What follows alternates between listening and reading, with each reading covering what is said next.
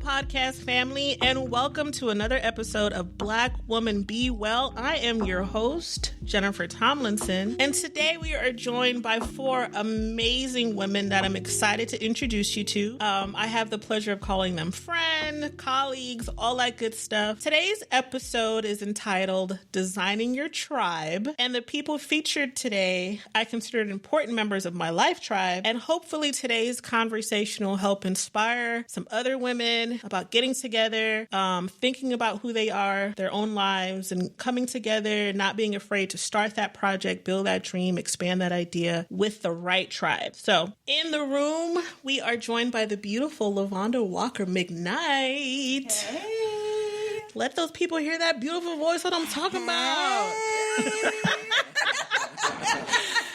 Just so you know, this is about to be a funny episode. We can't help but tell jokes. And then also joining us is Carla McKnight in the building. What up, what up? And over the phone is another good friend, Tia Richard. Hey. And believe it or not, we're actually all educators. So LaVonda, Carla, and I work for the same institution. And Tia is a secondary school educator. And so we've poured a lot of blood, sweat, and tears in our work. Y'all know how much educators get paid. That part. So everything we do is purposeful and out of love. Absolutely. So that's how we've all been able to bond and come together. So I think it's good for us to start at the very beginning. I think Carla and I have to take the lead on this part of the story. Do you remember how we even banded together? Like how we even started to work together? Yes. Okay. So I get a random, it was either a text message or an email. From who? From you, Jennifer Tomlinson, my dear friend of several years, over a decade, I feel like at this point. So it's in the middle of the workday and I'm like crashing and I get this text that I perceive to be a cry for help. Definitely. So we took a walk around the block, and the homie was a little stressed out, suffice it to say, and was just really at a place where I feel like a lot of people have been at different points, which is like, what am I doing, and why, right? So we began to engage in that conversation, and Jennifer was like, "Yeah, so I'm gonna just sell my house and the car, and then I'm gonna quit my job."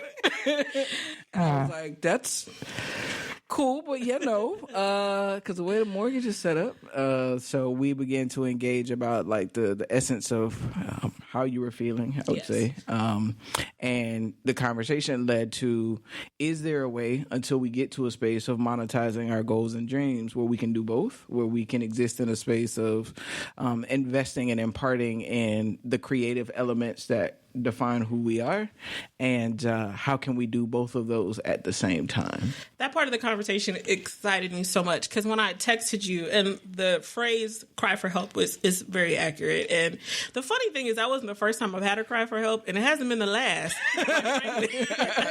Right. So if anybody listening can probably relate, I was done. I was frustrated. I had been applying for things and talking to people. I couldn't really get a feel of my place, if there was room for growth or not. Yep. And I just felt like leaving and just, I don't know, backpacking through Thailand. I had no idea. I was just done. Because as I said in the intro, like we are all educators and we do a lot. And the thing about it, I'm not going to speak for anybody not in the room.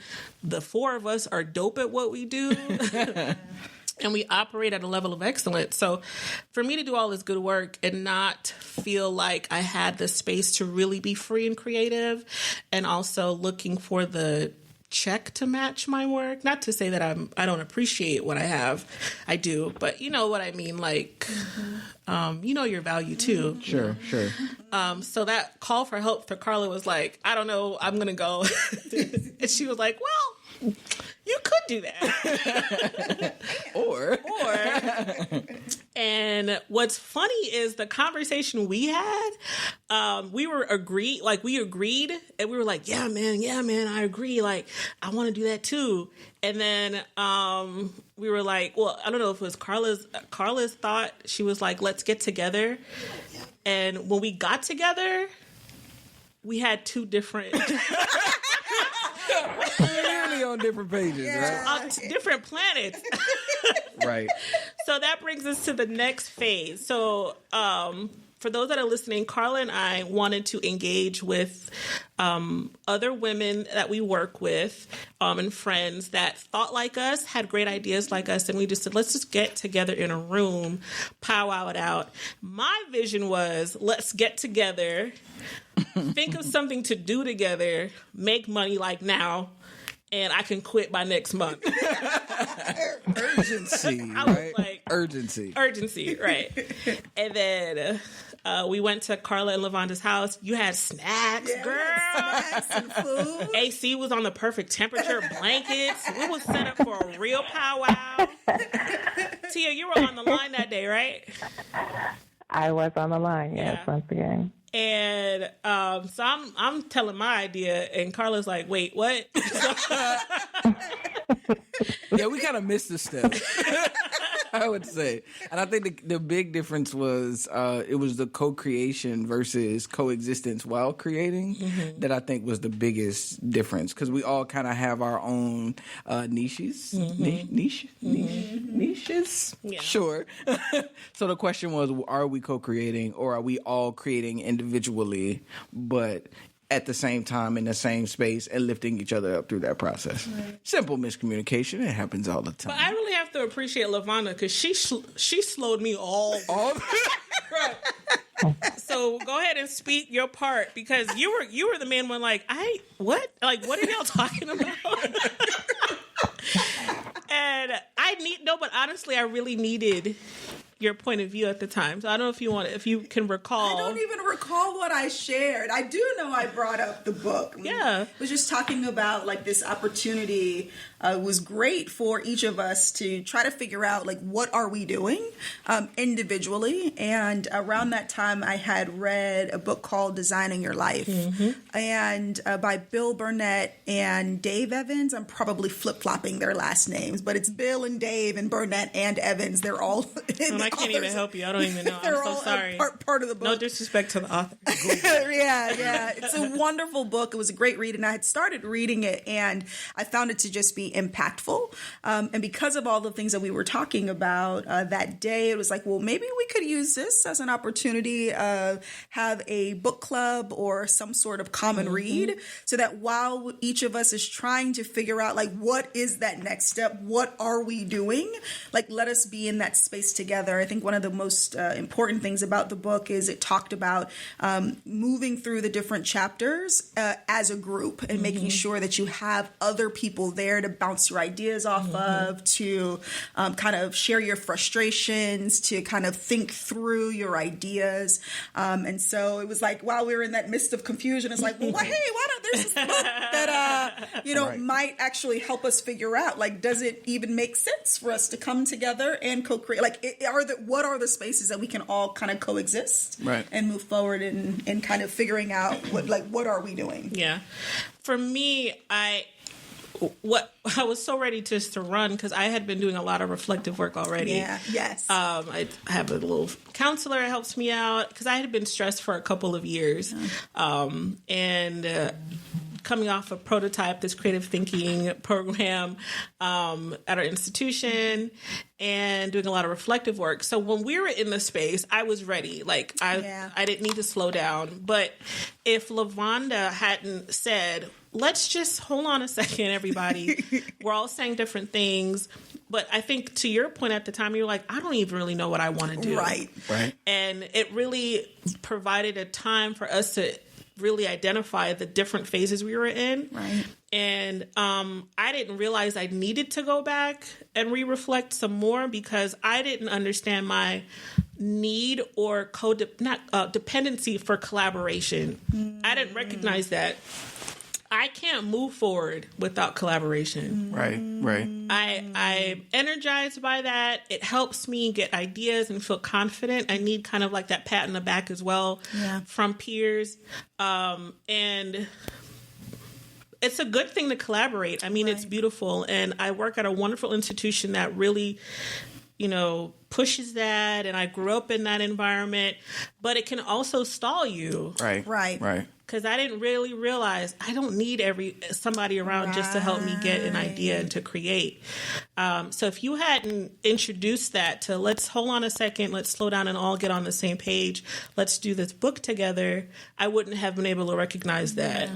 Very cool. I like that. Yeah, I really appreciated it. Good job, Vaughn. Listen, I was like, I don't know what we doing, but they're So for the listeners in the room, what we ended up doing was deciding in the space who actually wanted to be a part of the Common Read, because we actually started with more people and it ended up being the 4 of us. LaVonda, Miss Coordinator Extraordinaire, Project Manager, organized us. Tia on the line doesn't live in Central Florida, so we had to think of, come up with meeting times, and we decided to do Skype meetings, which is really great. And we started hammering the book chapter by chapter together. Tia, I don't know if you can speak to how the experience was for you the first couple of times we talked. Well, because you had the book before, right? No, I bought the book after LaVonda's recommendation. Oh, okay. So when everybody came together with the initial momentum to do something, or essentially the frustration that led us all to that same point, I was like, book club, I'm in. Yeah, sure. Absolutely. So it was really the decision to anchor all of that energy into a text that we could all follow along with and essentially collaborate around. I find that I am most organized when I'm following a text. That's just the student in me. Right. So that part was exciting for me. And then once I actually started reading the book and found out how fantastic it was really exciting as well to establish a design team. I think that's what the book called it. So this group of people who's going to hold you accountable and move through the process with you was really, it was an opportunity to be vulnerable, but also an opportunity to collaborate in a way that allows you to feel safe sharing your most intimate thoughts. As it relates to your frustration, as it relates to your barriers, your personal biases and those things that we've been telling ourselves but haven't really said out loud. Like, it was interesting to be able to do that in a shared space with people that I respect. I think you brought up such a move forward from there. And you brought up such a good point, the safe space we had to be authentic and raw. Because for those that don't know about the book, there's actually another corresponding workbook with it. It's not a book you read, really. I mean, it's reading, but it's a lot of reflective practices and work in it. Right. So very quickly, within chapter 1, you start getting deep. And you're like, wait a minute. It's like, oh, my problem is a gravity problem. But I can't fix this. Well, all right. Moves on to the next issue in my life. Well, and that was an interesting thing because so our relationships have varying levels of depth with each other. Yeah. So I know each person intently, right? So I'm deeply connected to Tia, deeply connected to Jennifer, deeply connected to Vaughn, but recognizing different people have different relationships with each other. Right. So it's like you have insights about oh, I ain't gonna ask that. So true. I don't know, what level. I ain't gonna put it out like that. But like, I don't want to ask a question or like engage or say something to put somebody in a place where they're not comfortable with the other parties.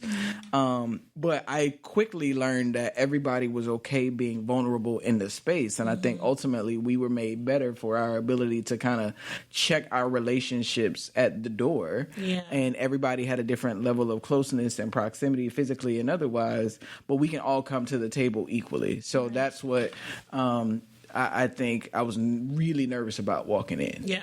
And for those that are listening, let me paint the picture, because I don't, people don't know that we're all connected to Carla. Right. That's a good point. LaVonda and Carla are partnered, life partners. Tia is friends with Carla, and I know Carla through working together, and then was introduced to LaVonda and then Tia. And then so Carla is like managing all these. Like 3 of the most significant people in my life in a room having a conversation about their fears. It's a lot. That was a lot. I didn't even realize the potential pressure the pressure you did feel until you just vocalized it. Yeah, it was a thing. That you were worried. I was really worried, especially when I saw the questions that we were asking each other. Yeah. And I was like, oh, I know how Jennifer's going to answer that one. I wonder what Tia's going to say. Tia, don't do it. Like, everybody's not ready for it. Like, so, yeah, it was a lot. But I think we were able to get there quickly. And I think that's a testament to who we are as individuals. Mm-hmm. Yeah. And that's what I value about my individual relationships with each of you. So to see it come to fruition was actually really dope. It's like, this is why I love all of these people. Yeah, and getting to know you guys over the years, it made it so much easier just to feel comfortable. I had no issue. I usually don't have issues with being honest, but I was particularly comfortable with you guys. Right. Because I knew you for so long, and the fact that we were able to maintain relationships. And I've messed up in front of you guys, especially LaVonda and Carla, where I've had to come back years later and say, I'm sorry for things that I don't even know if I missaid in my ignorance, So being able to be comfortable enough to mess up in front of you definitely made it a safe space to be honest about how I felt, So going back to Tia's original point about just being honest and vulnerable about the space we were in and, if we were really ready to move on to another step or not. Yeah, that's very true. Very true. So we did not finish the book. Let's just be honest. Yeah. Oh, yeah. So, We this didn't. is most certainly not what, we got to the end. No. And then it said... No, because then life happened. Right. Well, I think in theory we're doing... But also some really good things happened, though. Right. Like in the midst of coming together and having those moments, like some things were born of that. Like it was important that we honored the momentum because that's what brought us together, right? So you give people space to follow their path once they've identified it. And then I felt like at some point we would come back to it. Was that just wishful thinking? No, we're coming back. No, Frank. we're Hold on a definitely second. coming back. Tia is so freaking quotable. Honor the momentum. Oh my God. You have that on a shirt. Sorry, go ahead. Carla, what was you going to say? No, that's what I was going to say. I feel like we're prototyping. Like we got to a certain space of self-discovery, and I think now we're in the act of going out and doing the things that we kind of arrived through some of the exercises, seeing what's working, what's not working, when are we in flow? Like when are we experiencing flow? And what are those moments?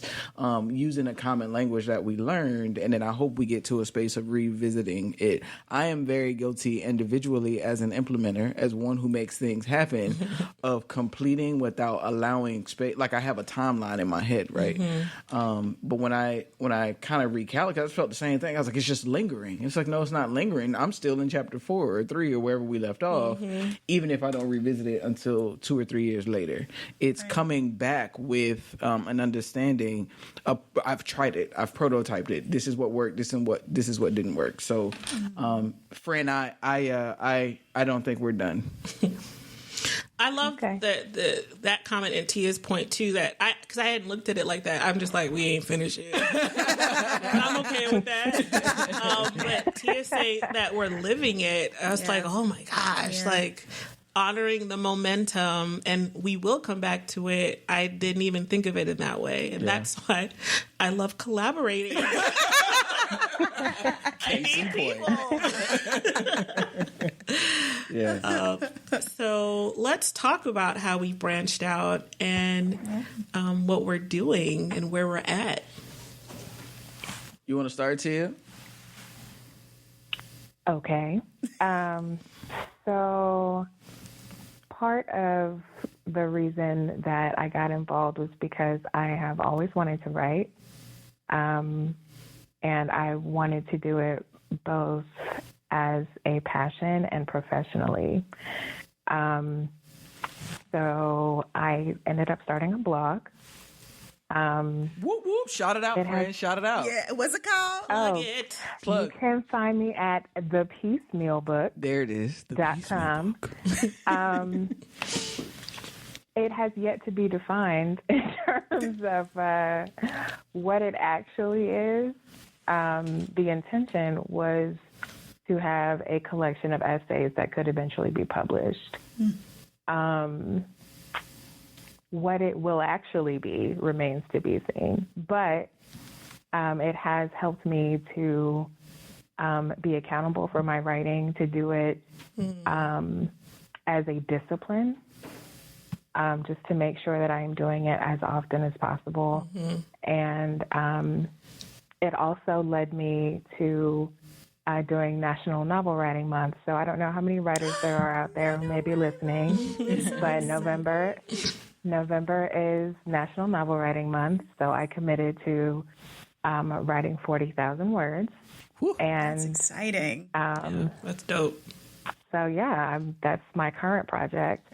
But definitely starting the blog helped me to focus my energies on myself for a change. I think as educators, we tend to give from our cup as opposed to giving from our saucer.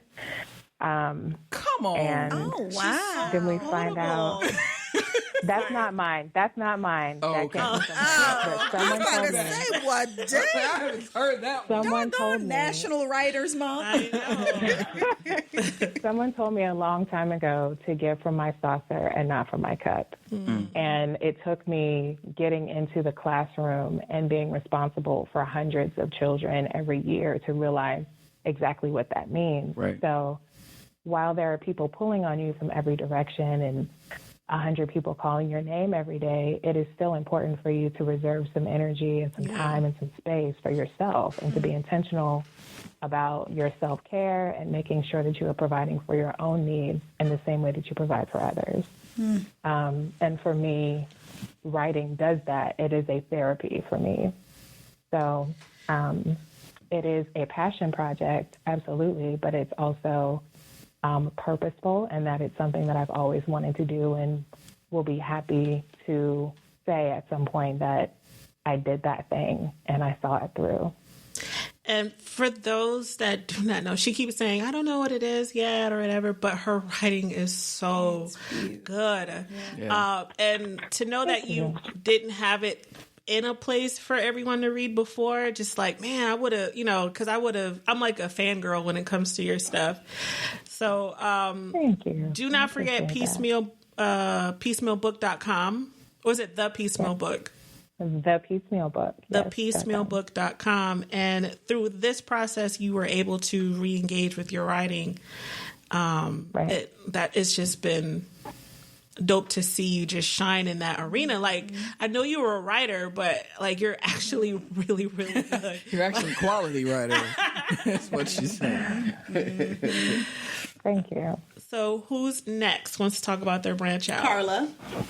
All right. So I think growing up in a preacher's family, I was always used to kind of being in front of people, talking to people. Within a professional context, it wasn't uncommon for me to speak. And so I'm really not sure what my hesitation was, but I needed, I guess, a little bit of a push, and encouragement, and to know that there was a collective of folks that were also had something that was burning inside of them. So through a lot of this work together, through unpacking, trying to figure out what I wanted to do, it was the launch of my own personal brand, which is my speaking business, CL McKnight. Those are my initials. You can follow me on the local Instagram at CL McKnight. You also can find me on www.clmcknight.com. But have to say them www. I gotta give the W. You was try to add that extra sex in your voice. You ain't have to do that. The haters. That's my best friend. I'm the deep voice one in the crew. So it was the launching pad of that. So I picked up several gigs as this year has been a great year for me. I think I established a goal of speaking at 4 gigs, and I had 4 by March. Snaps, y'all. So, and it's really just trying to build and figure out what my own voice is. What's funny is I feel like we're all going through the same thing, but in different sectors. So what is my voice? What is my message? Who am I trying to impact? The legitimacy of who I am as a speaker, trying to figure out that component. Who is the audience? And is it the audience that's going to fund me or the audience that's going to fuel me? Right? Like, so having that battle between the two of those. So that's a process that I've been going through this year, and then also doing my first live event, and recording in the demo. So hopefully the videos will be available soon. So this year was just looking forward to it. So this year has just been a year of building, and I think a lot of this was reaffirming that this is what in fact I want to do, what I can do, and what I'm called to do. And so, that's kind of what happened as a function of our group. I'll piggyback off of Carla if you're cool with that, LaVonda, because when we were in the Breezeway, we were actually kind of patting each other on the back like, yeah, man, we could do this, this, and this. And one of the things we used to talk about, even before that Breezeway moment when we were still youngins starting out here, is, we're great public speakers, man, we could do this thing. And, we could try to figure out how to make money. We would Google like how much money people were getting paid to speak, right? We would dream about flying out and all that stuff. And so when we were talking in the Breezeway, in my head, when we got together, I'm like, okay, we're going to establish like a public speaking thing, and we're going to figure this out. And it took the book and more reflection and picking up some like private, small, timey things to realize I can do public speaking. It's not my favorite. Sure. And I had to think about what I was really good at. I'm really good at facilitating conversation. That's why I love doing panels. I love organizing not small, but like workshops and getting people to think deeply without me kind of doing a keynote address. Sure. I prefer facilitation. And I had this idea for the podcast for years. Just didn't know what I wanted to talk about. And to your point, where you just said, like, what's our voice? What's our message? Who's our audience? So early iterations were like, okay, I'll do like a nerd podcast, like a Black girl nerd thing. Yeah. But those started popping up, and I was like, all right, it's all already saturated. Thanks, Issa. You ruined that for me. I mean, I said, well, maybe I'll partner up with my mentor from graduate school. We could do like a political or like not common event. What's it called? Current events. Thank you. It's late, y'all. A current event type show, and I don't know, I'll play around with it. But it wasn't until I decided to talk about, my own medical issues that I realized, okay, first of all, you can, if somebody asks you to do a keynote, you could do it. Sure. But where do you actually get your energy from? What do you really love to do? I'm good on a mic, and for some reason, people like to listen to me. I don't know. And realizing that there aren't a lot of places for Black women to talk about their concerns, their health issues, and other things in their lives, I said, okay, well, that's my audience. That's my purpose. That's what I love to do. And so it's crazy, like what Carla was saying, we're finding our own voices because we had in the early iterations of our conversations, I feel like we had similar thoughts about where we saw ourselves. Right. And I never thought in a million years that I would start a podcast. Right. You know? And it really took us talking, LaVonda slowing my butt down, reading that book and really analyzing who I am as a person and what part of engaging people do I really like. And I love facilitating discussions. That's what I'm good at, you know. Dope. So I like it. Won't he do it? what's up, Bon Bon? Yes, he will. Yeah, so out of the group, like I always felt like the odd duck, right? So like Tia, like she knew she was the writer, Carla and Jen were the speakers, and then I was like the one who was just everywhere and nowhere all at the same time, at least in my head. But one of the things that I really appreciate about the book is the fact that it allowed me to do my normal wandering, right? Like it allowed me to kind of exist in my normal space of I'm just all over the place. And I could do that. And it was okay. Like, it was very much, okay, so you could be wild and free and run down this one path idea and run down this other path idea. And so, for me, I'm in a really interesting space. I've always been a very creative person. And she's... Like, sorry, I had to take a moment. She's so artistic and creative. Yeah, it's pretty sad, actually. I wish this had I don't know. I wish I could just throw up an example, but it's an audio. But she does calligraphy. Yeah. She does event planning things. Like when I first met you and you did what's her face's baby shower. Yeah. Oh my gosh. Yeah. Anyway, sorry. Go ahead. Yeah. You're the ultimate hype man, bro. I just need you to come with me. Like you have a bad day? Hey, Jennifer. Right? Oh my gosh. No, it's easy to hype up stuff that's actually real. Y'all know I don't throw out compliments like that. You're right. You're right. It's quality stuff. So I've always known that I've been a fairly creative person. I'm very much the kind of, I think my most recent example, my best friend asked me to create something for her son's birthday. And she literally just sent me a picture. She's like, can you do this? I'm like, yeah, she can. And I was creating it, doing my thing. And it really wasn't until the end that I was like, oh, you could do this.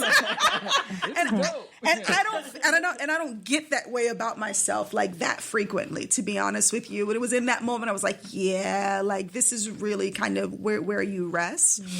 So my journey has been how much and how far in the direction of creativity do I go?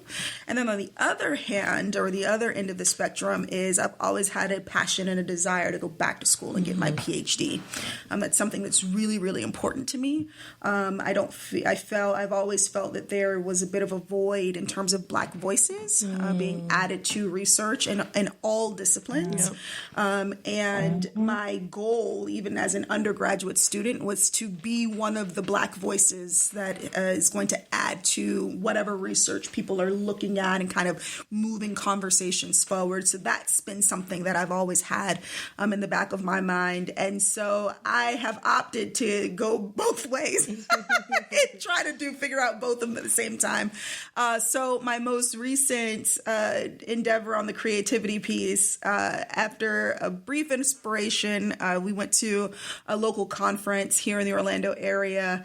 After some brainstorming, I actually created an Instagram account to make it my way of being accountable for the passion that I say that I have in terms LaVonda, of creative you be space. So covert. You got an Instagram?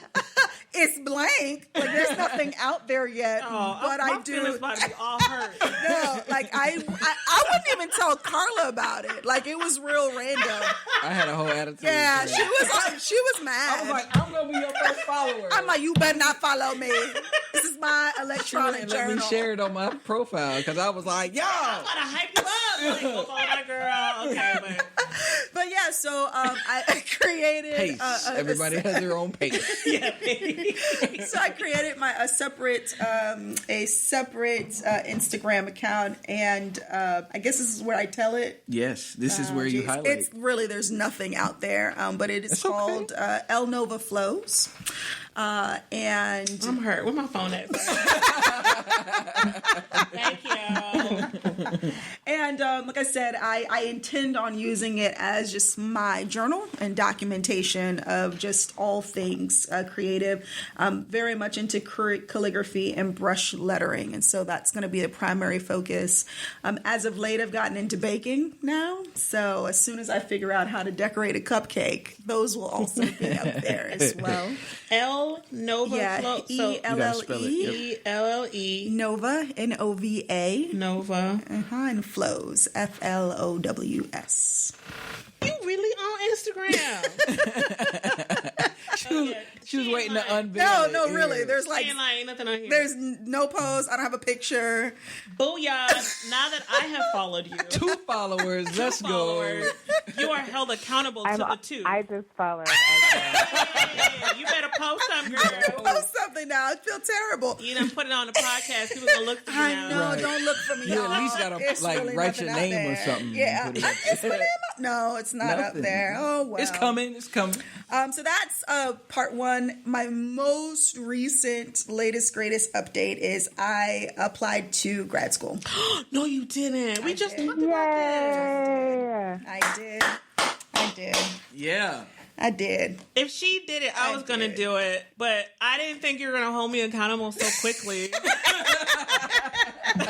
I did. So I finally just stopped talking. She said, I don't know. You got to do it by yourself. I'm not ready. I'm not a part of that book club. I'm not in that one. No more. So I applied to get my PhD. So we shall see what happens. I've secured, as of today, my 3rd letter of recommendation.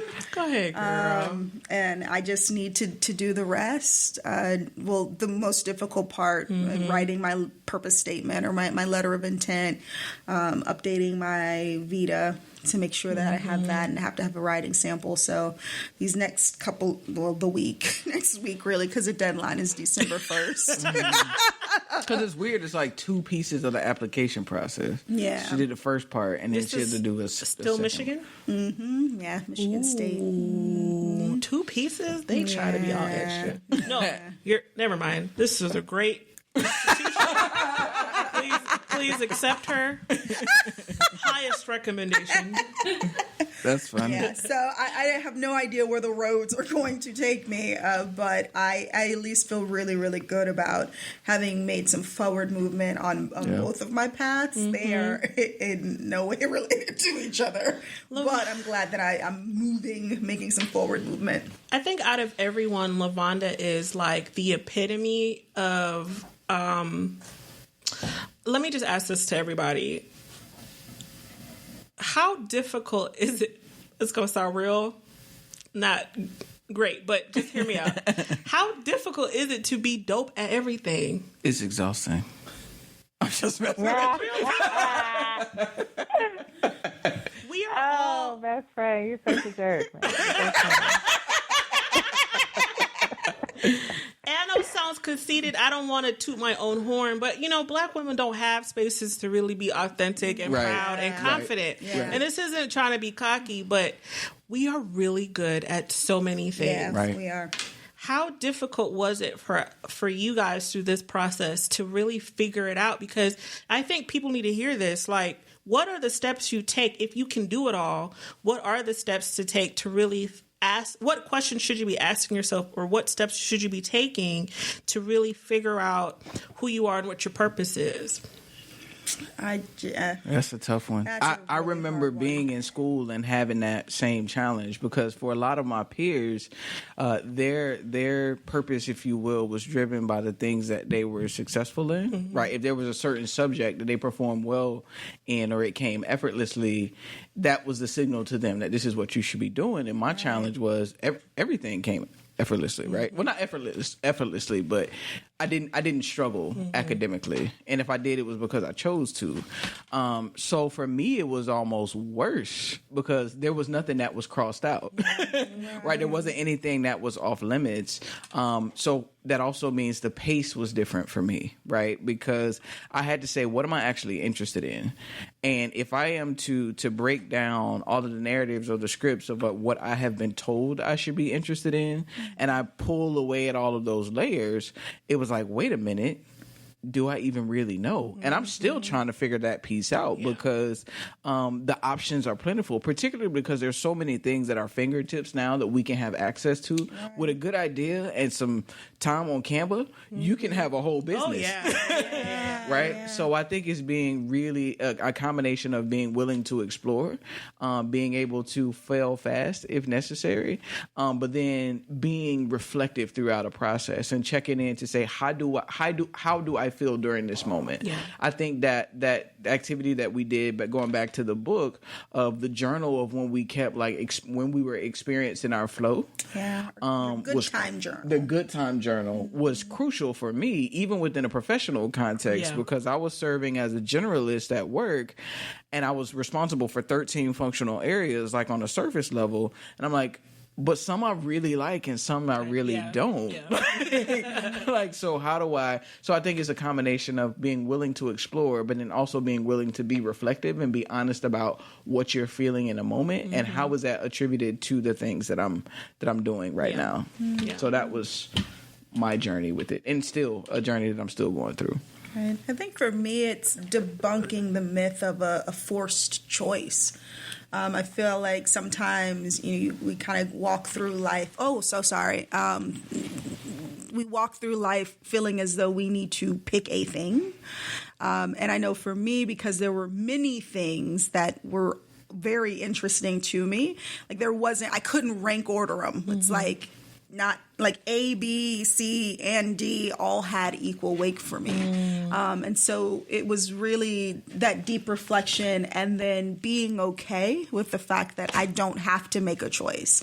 I can embark on this journey. I can kind of be wild and free. I can do these things and we'll see which one maybe sticks the fastest, but I can do all of them all at the same time and just be willing and open to devote equal time and attention to it. So I know that for me has been huge. I think I don't know who's listening, but you might have released some people just a while ago with that statement, because I don't know how many people look at their lives like that. I mean, that's freeing to think about, let me just try and see what sticks,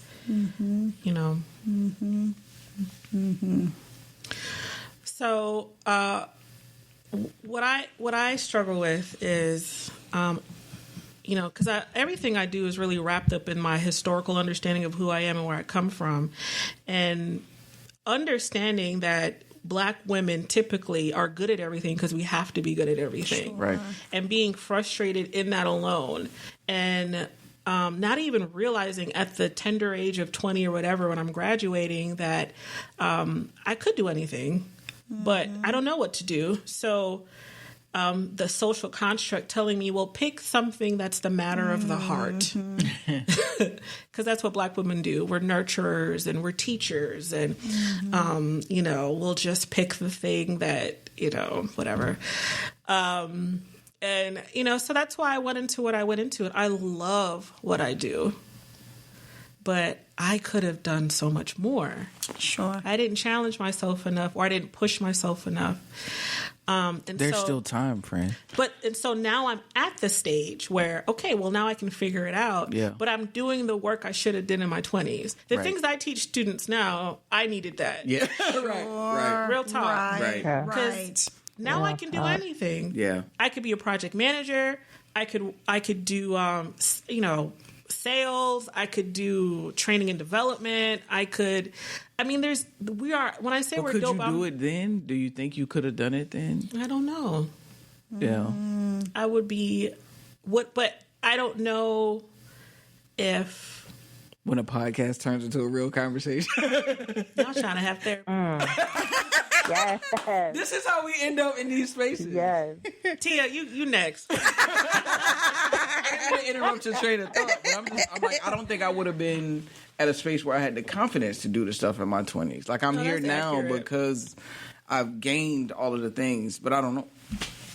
That's accurate. But I wonder what other environments I could have been in that were more freeing. Mm-hmm. And I wonder if somebody just had the time to mentor me and say, create your own thing at 20. Right.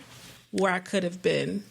Yeah. You know, because I have to find pockets now. Right. And it's hard when you're doing a full-time job. Yeah. And you got a mortgage to pay. Right. I wonder if I had started with that mindset of think of your psychological safety, think about your creative freedom and environment, right. and purpose versus, I can do anything. I don't know what I want to do, so I'll just help the world and get a pat on the back. It's like the further along in life I've moved, the higher the gates around me are. And so the gates being, well, I need to maintain this job to pay a mortgage, and I've got this student loan debt. These people, I need to get these monies back. Coins. You know, I have to have health insurance now, and so I need to make sure that I'm stable enough for that. And, you know, well, maybe I don't want to move, and I've been on my job for this long, and I need to start thinking about retirement because I'm at that age. And so I know I have to really catch myself because I'm like, man, like you really should have just done this in your 20s. Like that was the one time in my life where there were no boundaries. Like I could have moved back in with my mama and been fine. I was already making $20,000. It didn't matter. Like I was already broke. You know, so like what is losing one job and, you know, trekking around the world? I mean, I didn't have all of the things that I have now. And I think that's where, for me, it's definitely a challenge to say, well, you know, you do have all of these gates around you, things that I feel like I can't quite let go, but still trying to be free and say, no, you'll be fine. Yeah. You'll be okay. I feel like we didn't have permission. Like how I was raised, you go to school, you get a job, you get a solid job, you can get some good benefits, and that you can work for 30 years. And I feel like some of that is cultural, right? Like absolutely. and to that point, just get a job and then you'll get married. Yeah. And then you don't have to worry about anything else. The guy will help you, or you'll have double income. And I didn't release that bondage in my head until recently. Real talk. Yeah. I think I really did subconsciously sit around thinking, I'll just do this. I'll be married in 2-3 years or something. Right. You know what I mean? Like it's subconscious. Yeah. I'm just waiting, and I'll joke about it, like, girl, I'm just waiting for that double income in the household. But it's coming from a real place of, like you said, this, the social commentary we hear. When I was 23, I was working on the railroad. Not physically, but like there was a CSX. I had so many questions. So wait a minute, why didn't this come up in our in none of our meetings? This railroad moment never came up. I'm sorry, go ahead. That's funny. But it actually was so CSX is a popular transmodal industry here in Jacksonville. And I was working there as a temp, which I did for 3 years out of college. And I was working with a guy who was in his 50s and had been there for a while. And I will never forget that he told me when I was 23, he was like, you are not the woman that you were meant to be. He said, you're not there yet. You have a lot of growing to do. And I know that you think you know who you are and where you're going, but you have no idea. And as I've gotten older, I have come to recognize that he was so right, and I am so grateful that I was able to anticipate all of the changes that I would experience as a result. Like, for those who were, saying I should have just done it in my 20s, I know for a fact that I wasn't ready. When I think about my 23-year-old self, I was a totally different person than I am right now. Right. So was that like a punch to your gut when he said that to you? at the time, or What? Was that like a punch to your gut when he said that to you, or was it like kind of over your head because you were still young? Honestly, when he said it, I was like, what? Like, you don't know me. Like, what are you talking about? Who are you? Who is you? Especially a man, like, who is you talking to? But anyways, Like, I know you think you know, but you have no idea. But I realize now that the statement came from years of watching people go from one phase to another and experience, life and change as a result. Like, we have to adapt. And it's true. Like, I recognize over my career, over my relationships, over my experiences just generally in life, they've all taught me something. And the benefit of being an educator is that when I am talking to my students, I'm also working along with them. So Ain't that the truth? I'm learning things about myself at the same time. I be having straight up therapy with them kids. And I be telling them about their purpose. For real. And like reevaluating my own with them. Well, and Absolutely. it's so true. Like, even like just this semester, I wrote my educational goal, and I was like, y'all, like, this isn't for fake. Like, this is real. Like, these goals that I have written here, like, I'm actually talking to me right now. This isn't about all of you. this is about me in the class. But turn this assignment in. Right. I actually did an activity that I learned from www.clmcknight. Hey, you better put the W, friend. I did a goal setting activity with my students that Carla actually did in her video. And it involved you identifying your biggest, scariest goal and then putting all of your barriers literally on a piece of paper between the word me and the actual goal. They write all the barriers down. And then you connect the path, so usually it's really long and arduous looking and, kind of daunting. And then I asked them to cross out all of the things that they either control or influence. So cross out all the barriers that you have absolute control over or that you can actually change. And so most of them end up crossing the things out and they're like, oh, well, there's nothing in between me and my goal. Huh. What does that actually tell you? Like all of the barriers that you had were in your mind, but I'm doing the exercise along with them because of course I have to model, right? So I'm doing the exercise on the board and I'm crossing out my things and there's maybe only two things between me and my biggest, scariest dream. And my kids are like, well, what's stopping you? And they literally put it in my life. I'm talking about like no holds barred. Why is that even scary? Like, this is what life is about. You're supposed to get out there and take chances. Like, why are you still here? I'm talking about for real, asking the hard questions that I had to come up with answers for that I hadn't prepared to answer. You know what I'm saying? Right. This is supposed to be about y'all. Like we were supposed to be talking about your academic goals and where it is that you are trying to be. And here you are pouring into me. Like that happens all the time. All the time. www.clmcknight.com to get that activity. It's not on there yet. We still building. We still. Video. But if you come to a CL McKnight event, There you go. Appreciate the shout out There though. you go. So Tia, your testimony, about to have church. So for me, being good at multiple things prevented me from being able to have excuses. So I wasn't able to say, I have to wait until so-and-so, or I'm trying to identify a particular passion or a particular skill because I already know what those are. So for me, my barriers were identifying whether or not the fear that I'm experiencing is a fear of success or a fear of failure.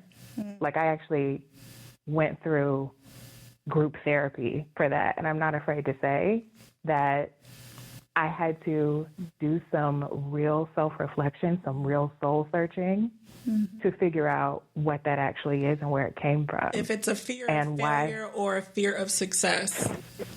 That's a deep question that we should be asking ourselves. And for me, it was a fear of success. Like, I'm not afraid to fail because I'm good at stuff. You know what I'm saying? So it was the accountability and the responsibility that comes with having people believe you, having people follow you, and then feeling responsible for what happens to them on their journey. You know what I'm saying? Kind of like ushering them into their own personal experience. Like, I was terrified for the same reasons that I was terrified to be a teacher. I didn't want to be responsible for a child's education. You know how easy it is to mess up a child? That's like, like mamas and daddies doing it every day, friend. It is so easy, right? If you don't have a, like, if you're not working in an environment where people are like, well, let me just speak for myself.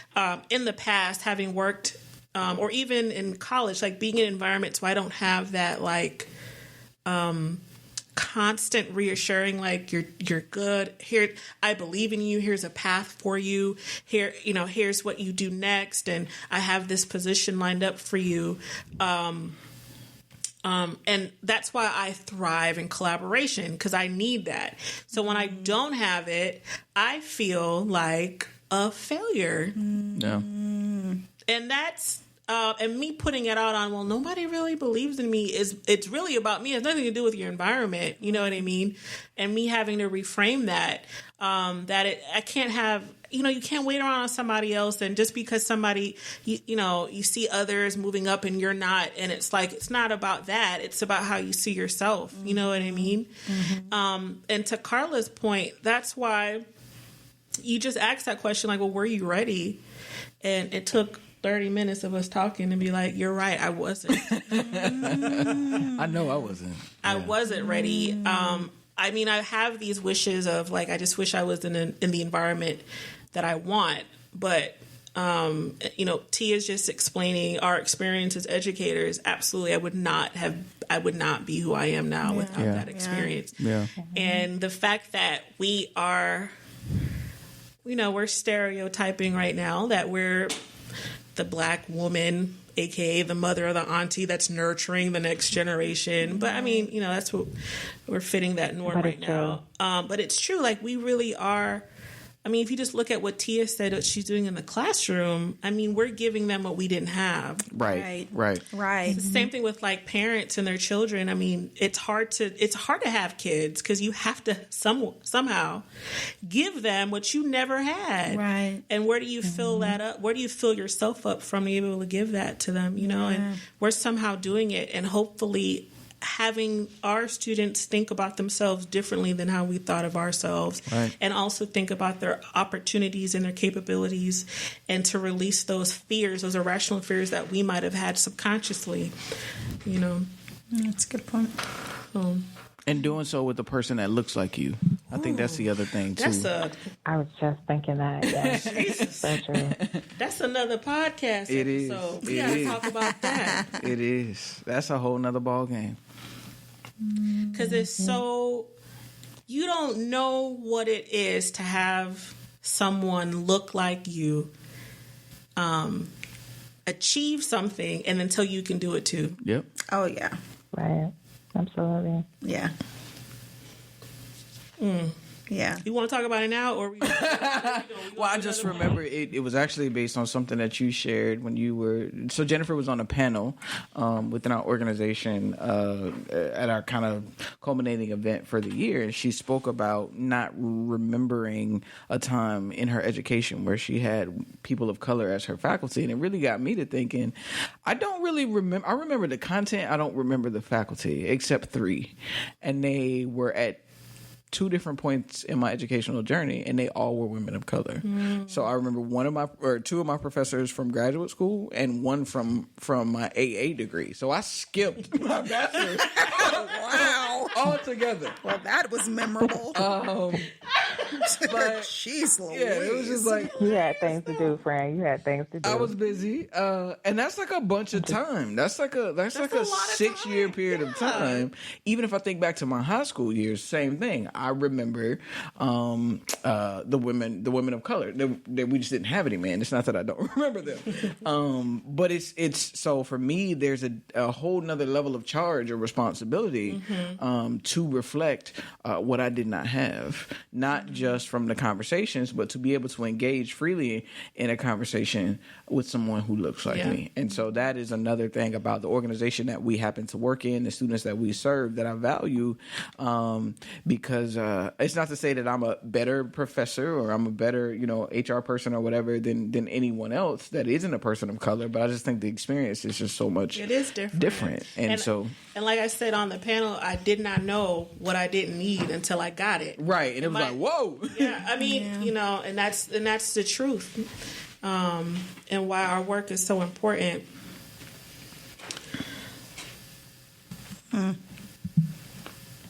Okay. So, to wrap up our conversation, I just want to go back to the success. I mean, we're not done with our journeys yet, but the success of our group, allowing us to actually start something and just to start on our paths. I take that as a pillar of success and many pillars to come.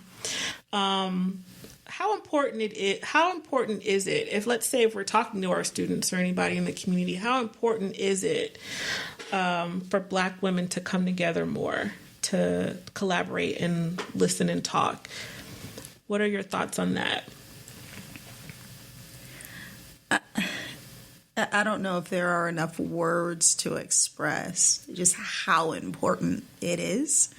I often find or feel that when you hear stories about the Black woman, it's our existence in a silo. Right, like we all are walking through life, experiencing things on our own, but the experience is really part of the collective, right? So it's like we're all on our jobs by ourselves. We're kind of living our lives by ourselves. We're having negative experiences. We're having positive experiences, but it's just so important to be able to have other people who have the shared experience. With whom you can have some sort of connection with and just be able to pour into each other, right? Like we were just talking about, right? This idea that even as we were all kind of going through school, I was sitting here thinking to myself, there was the one Black guy and then he got fired.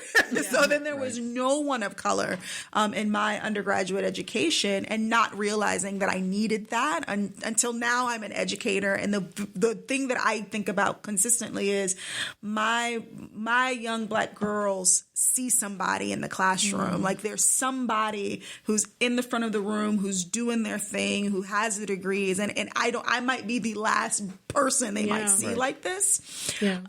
So I say, like we recognize that individually, but then also recognizing that it's super important for us to be able to collaborate and to talk to each other. Because we're existing individually and not sharing and realizing that we're actually experiencing the same thing. Exactly. Why do you guys think Black women don't, what's preventing that piece? And I don't really know if it's a Black woman thing. Is it a social thing, or what is preventing women from getting together more often, like the way we did?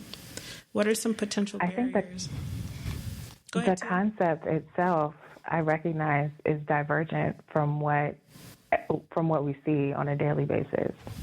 So, like, it's cool to be catty. It's cool to be petty. It's cool to, be pitted against each other over whatever.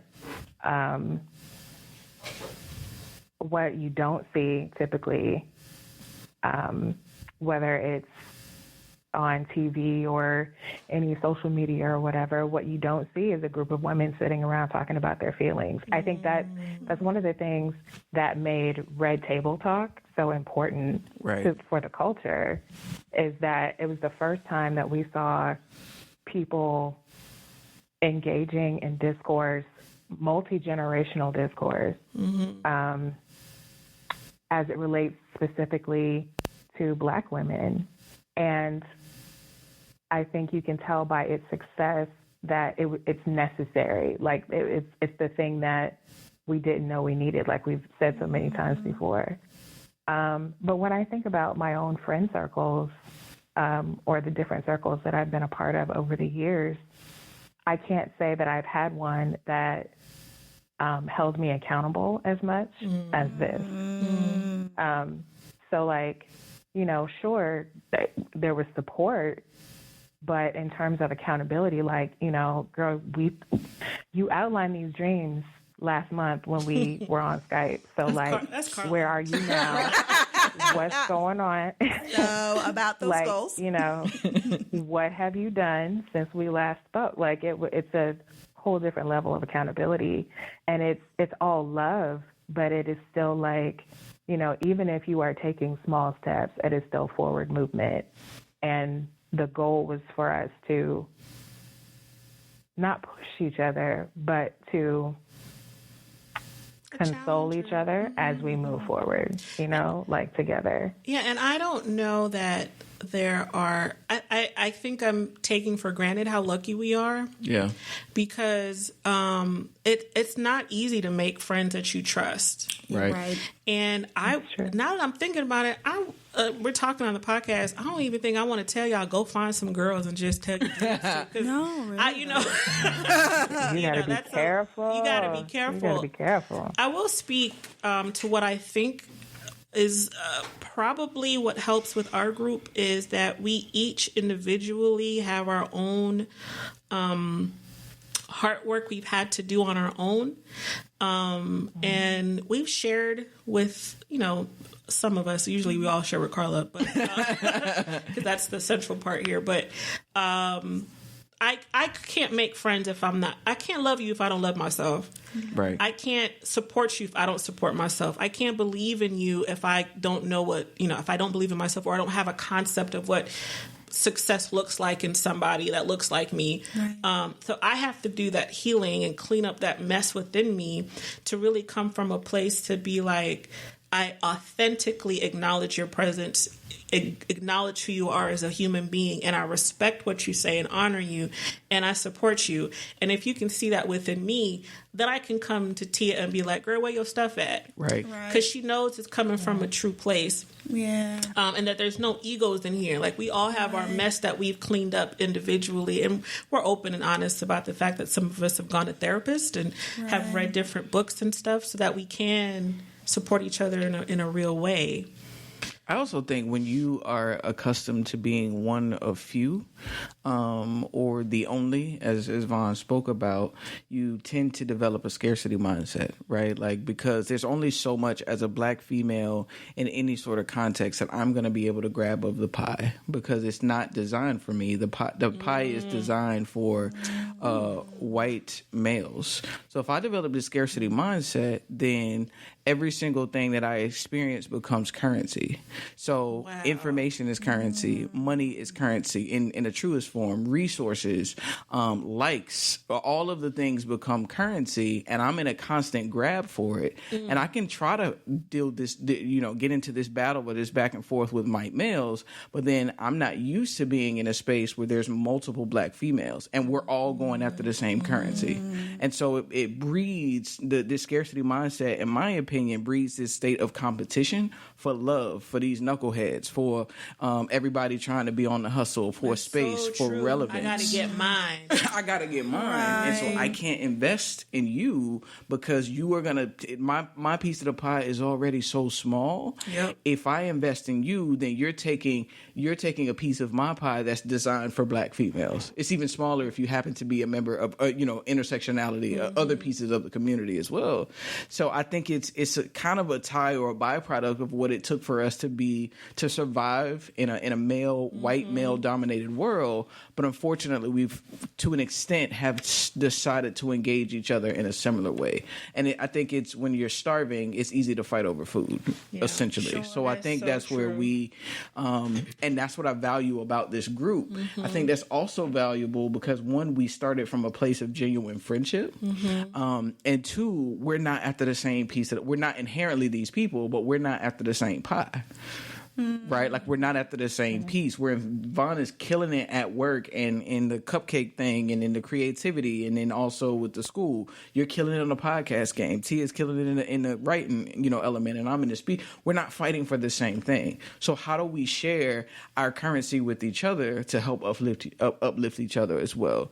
In addition to our innate natural tendency to invest, right? So I think that isn't always the case when you're going after the same piece of pie. That's true.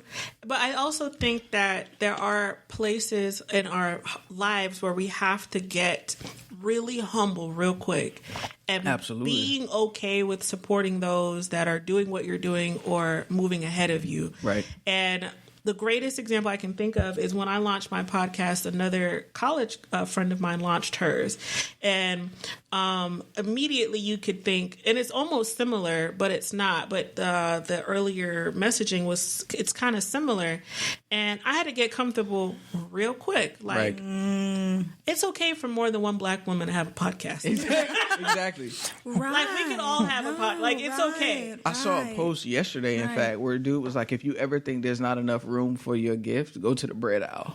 Like, how many different types of bread? I heard that before too. And I was like, yo, we can all do the same thing and be dope. Yeah. Right. But it's how we support each other. But you have to get humble real quick and be okay to say, wow, you're doing the same thing. You're dope at it. I support you. Right. Can we leverage each other's needs? How can I support you? You can support me. But, it's difficult to come to that, speaking to what you're speaking, that scarcity mindset, if we all think the pie is...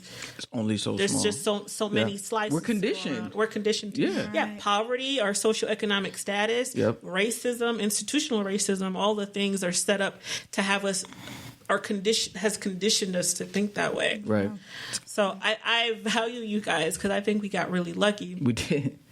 I wanted to throw some tips out like, oh, this is how y'all find your friends. I don't know. Because when I sat here, I thought about it like... I do want to say, I think that a lot of things that we've said tonight about our experiences, one thing that stands out is that there was always reciprocity. Right. And I believe that people who are in the market for accountability partners, if you are going to seek those people out among your existing friend groups, you really need to, I don't want to say itemize because that sounds petty, but like you need to really take inventory almost of whether or not people have been able to be there for you in the same way that you've been able to be there for them. Because I know for a fact that in my own life, I tend to be more of a giver and I tend to ask less of the other people in my circle. But the truth is, even if I don't ask you all the time, I have to decide within myself if it's because I'm not comfortable or because I don't believe that you're actually reliable. You know what I'm saying? Because it's different for different people. So for those of you out there who are trying to figure out who you can tell your dreams to, you need to start first with those people who have encouraged your dreams or tried to give you direction before they even knew that you had them. You know, those people that pour into you, who continually encourage you, who think about you when you're absent, who check in on you, like those are your people. That's your tribe.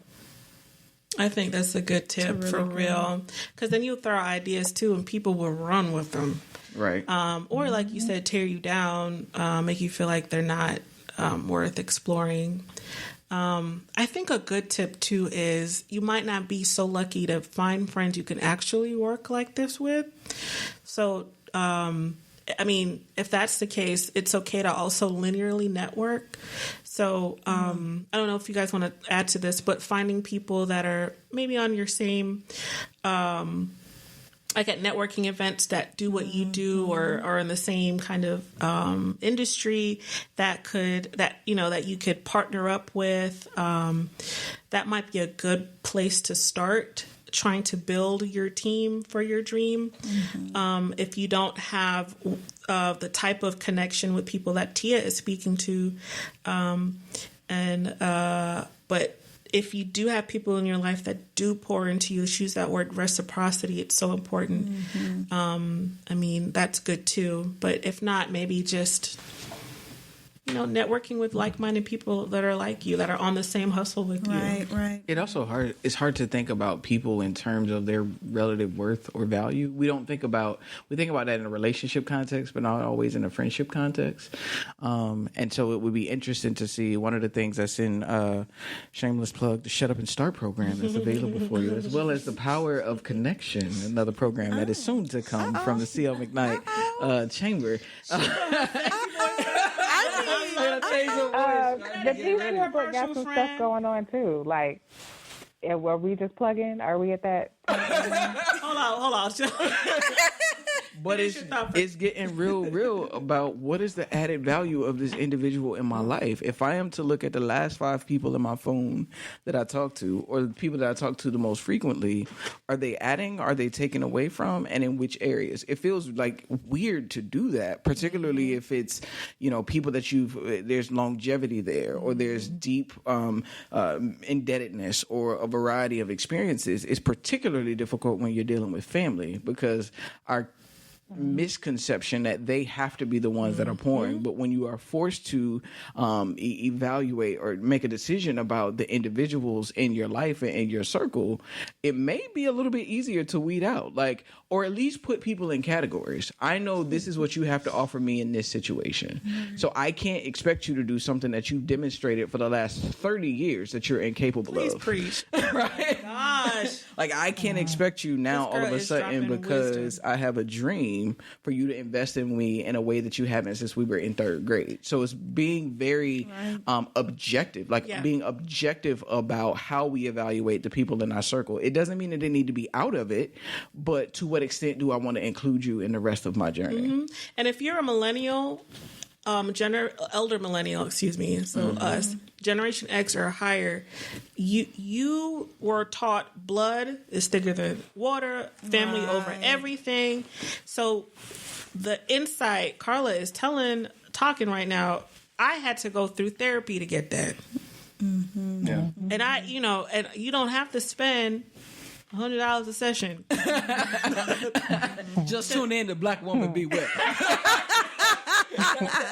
Yes. But it is so true about, because it's hard for us to think in that way. Well, people value, but we do it all the time. We just never do it with our friends and family. Right. You do it all the time. You just never thought about it because you were conditioned or taught that be loyal. And I even thought that with relationships, I'm loyal 120%. When I'm in love, I'm in love to the moon and back. And when I'm invested all in. And you end up wasting time. Yeah. So we got 3 more podcasts from this conversation. So many other topics have come up, but it's true. Well, absolutely true. I'm sure the listeners wouldn't mind a part 2. I don't know about y'all. If y'all mind a part 2, those that are listening, you don't know, we are recording late at night. That's why my voice is what it is. We had the sexy voices on. We started at 9 p.m. because we're dope women and we do a lot of stuff. And this is the only time we were free with Shania, the technical producer, in the back. Shout out. But maybe we can revisit, pick apart some more topics. I love talking about representation and why that matters. Yes. That might be fun to explore some more. But I just want to say before we close out how much I value you and I love you guys. And your friends are clutch when they drive. They leave their house at 9 o'clock after they went home already. Honey, I was in a moo-moo. You hear me? How my feet was up. I was in the bed and I was like, oh man, I can't make it. I'm about to text everybody. How you can't make it? I'm sorry, man. I don't know. Things came up, man. Matthias. So I value you and I appreciate you, and y'all don't understand how much our powwow has really changed my life. And I know I went on and on about how I was sad and stuff, but I'm actually the happiest I've ever been because I found this opportunity. Yeah, honestly. And that's the thing is I'm working harder. Right. I'm doing way more than I ever did, but I'm happier than I ever been. So, and that wouldn't have happened without you guys.